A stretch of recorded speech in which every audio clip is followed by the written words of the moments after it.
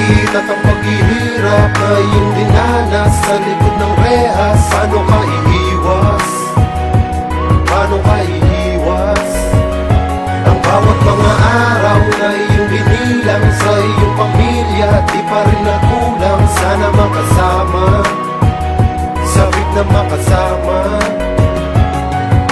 5 taon ang batang may danas ng kalungkutan, di na malilimutan ang saya at ang kulitan. Ikaw ang nag-alaga, nagturo ng tamang asal, at maging sa pagtulog sabay kayong nagdarasal. Ikaw ay bahagi ng kanyang mga pangarap, nakapasan palagi, nakatingin sa ulap. Minsan nakagalitan ng ina at ng ama, at tinamdam ang pangaral sa namumugtong mata.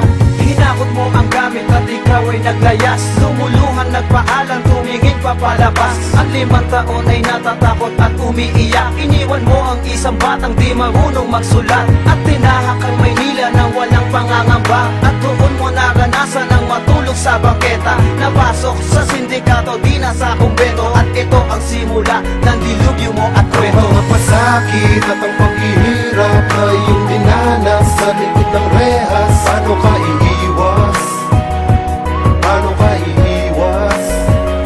Ang bawat mga araw na iyong binilang sa iyong pamilya, di pa rin nagkulang, sana makasama, sabik na makasama.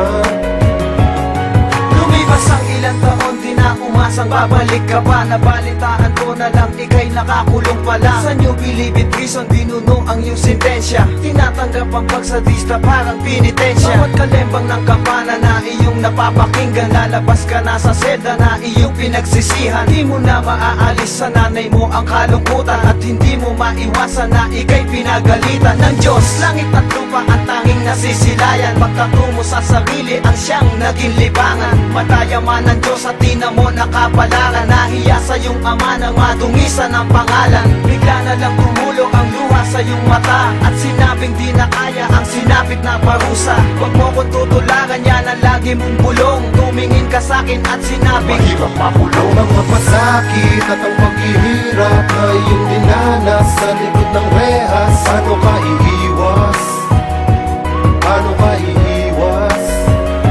Ang bawat mga araw na iyong binilang sa iyong pamilya, di pa rin nagkulang, sana makasama, sabik na makasama.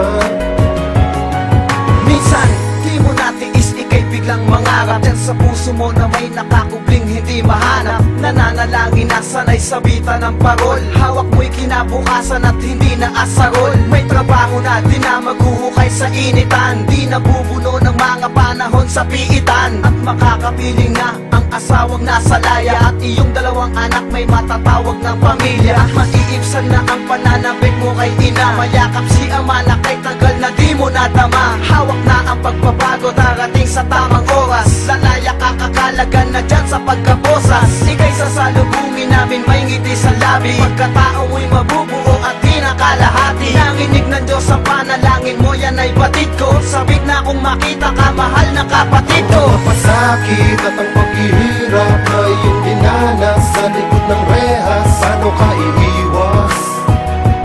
Paano ka iiwas? Ang bawat mga araw na iyong binilang sa iyong pamilya, di pa rin nagkulang, sana makasama, sabik na makasama. Ang mga pasakit at ang paghihirap na iyong dinanas sa likod ng rehas, paano ka iiwas? Paano ka iiwas? Ang bawat mga araw na iyong binilang sa iyong pamilya, di pa rin nagkulang, sana makasama, sabik na makasama.